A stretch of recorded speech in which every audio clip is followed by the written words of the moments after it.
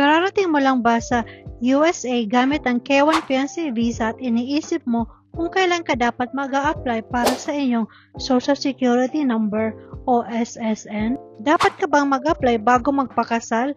O dapat ka bang maghintay hanggang pagkatapos ng kasal para magamit mo ang apelyido ng iyong asawa? At ano ang mangyayari kapag na-expire ang iyong I-94? Kung nalilito ka, huwag mag-alala. Sa video na ito, ipapaliwanag ko kung kailan dapat mag-apply ng SSN ang mga K1 visa holders, paano kunin ang iyong I-94, ang mga benepisyo at disadvantages ng pag-a-apply bago o pagkatapos ng kasal, at kung kailangan ba ang SSN para sa adjustment of status. Ang video na ito ay mula sa aking isang K1 visa subscriber na nagtatanong sa akin kung kailan ba siya dapat kukuha ng Social Security Number. Disclaimer, ang impormasyong ibinabahagi sa video na ito ay batay lamang sa aking masusing pananaliksik at para lamang sa pangkalahatang impormasyon at layunin ding pang-edukasyon. Hindi ito legal advice, maaaring magbago ang patakaran at proseso ng immigration. Kaya para sa payo na angkop sa inyong sitwasyon, maaari kayong tumawag o kumonsulta sa USCIS, Social Security Administration o isang immigration attorney.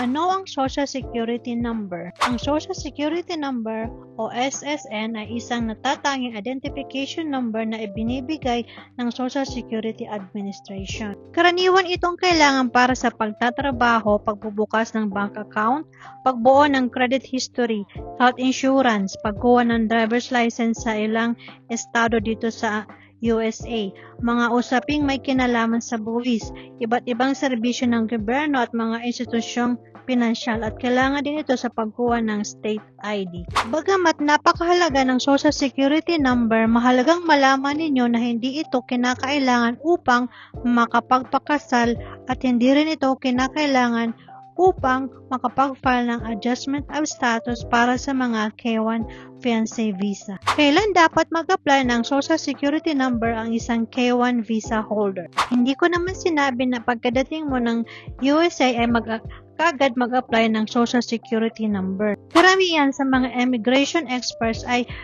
nirekomenda na maghintay ng humigit kumulang 10 to 14 days pagkatapos ng iyong pagdating. Ito ay upang mabigyan ng sapat na panahon ng mga government systems na ma-update ang inyong arrival records na ginagamit ng Social Security Administration. Ang maagang pag-a-apply ay makakatulong upang iwasan ng mga delay at mapadali ang iba pang bahagi ng inyong immigration journey. Ano ang I-94 at paano ito kunin? Bago ka mag-apply para sa iyong Social Security Number, kakailanganin mo ang iyong I-94 Arrival and Departure Record. Ang I-94 ay isang electronic record na nagpapakita ng inyong petsa ng iyong pagpasok sa USA, iyong immigration status, iyong admission period. Upang makuha ang iyong I-94 record, ito ang mga dapat mong gawin. Una ay pumunta sa official na website ng CBP I-94. Ipapakita ko dito sa screen. Pagkatapos, ang pangalawang step ay i-click ang Get Most Recent I-94. Ang pangatlo, iligay ang impormasyon ng iyong passport na eksaktong katulad ng nakasulat dito. Ang pang-apat, i-download at i-print ang iyong I-94. Paalala, siguraduhin ang nakalagay sa inyong class of admission ay K1. Nag-e-expire ba ang I-94? Ang sagot dito, oo. Ang isang K1 visa holder ay karaniwang pinapayagang manatili sa Estados Unidos o USA sa loob lang ng 90 days. Makikita ito sa inyong I-94 ang admit until date. Kapag lumampas na ang petsang iyon, tapos na ang inyong K1 admission period at tinuturing ng expired ang iyong I-94. Dito madalas madalilito ang maraming tao o mga K1 visa holders.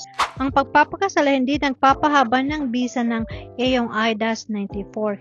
Hindi rin otomatikong pinapahaba ng kasal ang inyong legal na pananatili sa USA. Tandaan ninyo, ang K1 visa holder ay kinakailangan pakasalan ng US citizen petitioner sa loob lang ng 90 days. At pagkatapos ay mag-file ng adjustment of status upang may pagpatuloy ang proseso tungo sa permanent residency. Ano ang mga dokumentong kailangan sa pag-apply ng Social Security Number? Kapag pupunta ka sa Social Security Office, karaniwan mong kakailanganin ang iyong passport, ang iyong K1 visa na nakatatak sa inyong passport, ang inyong nakaprint na I-94 record. Maaaring may kaunting pagkakaiba depende sa opisina ng SSA, kaya magandang idea na makipag-ugnayan o tumawag muna sa pinakamalapit na Social Security Office bago pumunta. Paano hanapin ang pinakamalapit na Social Security Office sa inyong lugar? Kapag handa ka na mag-apply para sa iyong Social Security Number, kailangan mong bumisita sa isang Social Security Administration o SSA office. Upang mahanap ang pinakamalapit na SSA office sa inyong lugar, pumunta sa official na website ng Social Security Administration at gamitin ang kanilang Office Locator tool. Ilagay lamang ang inyong zip code at ipapakita nito ang pinakamalapit na Social Security Office kasama ang address, office hours, at contact information. Tandaan, palaging gamitin ang opisyal na website ng Social Security Administration upang matiyak na tama at napapanahon ang impormasyong iyong makukuha bago pumunta. Dapat ka bang mag-apply ng Social Security Number bago ang kasal? Mga benepisyo ng pag-a-apply ng Social Security Number bago ang kasal. Una, mas maaga mong matatanggap ang inyong Social Security Number. Ang pangalawa, magagamit mo ito para sa pag-open ng bank account, insurance at iba pang serbisyo. Ang pangatlong benepisyo ay mayroon ka ng Social Security Number kapag naghahanda ka para susunod na mga immigration documents. Ang pang-apat na advantage or benepisyo nito ay mas madaling ma-verify ng Social Security Administration ang inyong immigration records dahil bago pa lang kayong dumating sa USA. Ang panghuling advantage nito or benepisyo ay ang pag-a-apply bago mag-expire ang inyong I-94 ay maaaring makatulong upang maiwasan ang mga hindi kinakailangang delay. Ito ang mga disadvantages ng pag-a-apply ng Social Security Number bago ang kasal para sa mga K1 visa. Ang pinakamalaking disadvantages kung mag-a-apply ka bago ang kasal mo ay karaniwang ilalabas ang iyong Social Security card gamit ang iyong maiden name o apelyido bago mag-asawa. Pagkatapos ng kasal, kailangan mo namang bumalik sa Social Security Office upang i-update ang inyong pangalan gamit ang iyong marriage certificate. Ang magandang balita lang ay hindi magbabago ang inyong Social Security Number. Ang pangalan lamang o apelyido ang mababago. Ngayon, pag-usapan naman natin ang paghihintay hanggang pagkatapos ng kasal bago mag-apply ng Social Security Number. Ang unang benefits nito ay maaaring makuha mo ang iyong unang Social Security card gamit ang iyong apelyido ng inyong asawa. Ibig sabihin, maaaring hindi mo na kailangan bumalik para sa hiwalay na name change request. Para sa maraming tao, mas maganda at mas maayos kung lahat ng dokumento ay nasa married name na mula pa lamang sa simula. Mga disadvantages ng pag-a-apply pagkatapos ng kasal. Ang pinakamalaking concern ko lang ay ang timing. Kung masyado kang maghihintay pagkatapos dumating sa USA, maaring malapit nang ma-expire o expired ng iyong I-94. Maaring itong magdulot ng delay o karagdagang verification requirements. Alin ang mas mabuting option? Ito yung option 1. Para sa maraming K1 visa holders, ang pag-a-apply bago ang kasal ang mas ligtas at mas praktikal na option.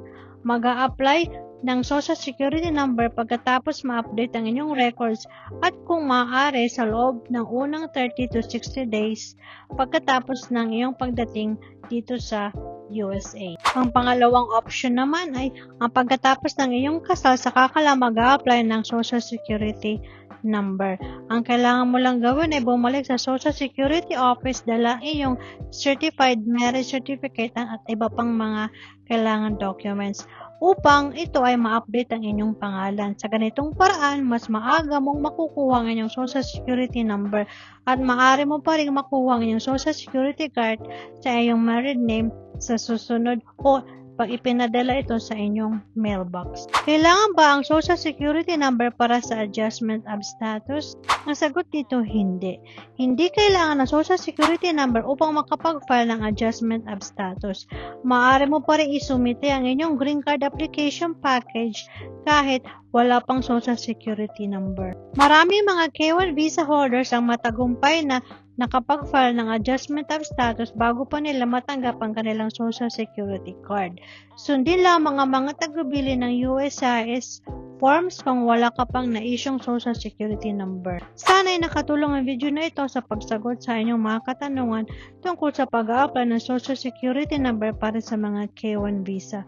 Kung kasalukuyan kang dumaraan sa K-1 visa process at nandito ka na sa USA, ibahagi inyong karanasan o mga tanong sa comment section kung paano ba kayo o kailan kayo nag-apply ng inyong Social Security number. Marami pong salamat sa panonood at magkita-kita po tayo sa susunod kong video.